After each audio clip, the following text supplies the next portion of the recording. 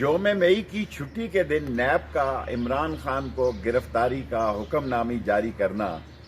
یہ اس حکومت کے لیے ذلت اور رسوائی ہے جو لندن میں نگران وزیر اعلیٰ، وزیر اعظم، وزراء کی ایک پوری بارات بیٹھی ہوئی اس نظارے کو دیکھنا چاہتی ہے جو دنیا کے میڈیا پہ عمران خان کو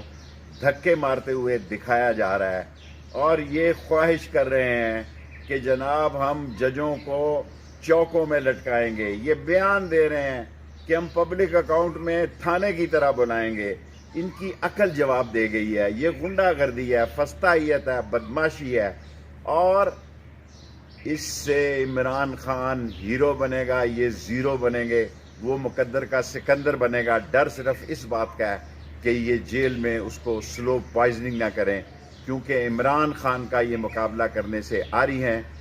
عمران خان نے ان چوروں اور لٹیروں کو جن پر منی لانڈرنگ کے کیس تھے اپنے کیس ختم کیے، اور اس کے خلاف کیس بنا کے یہ تاثر دینا چاہتے ہیں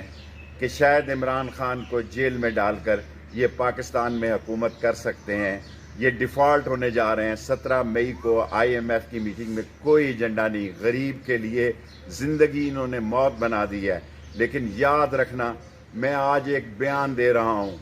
اہم بیان دے رہا ہوں کہ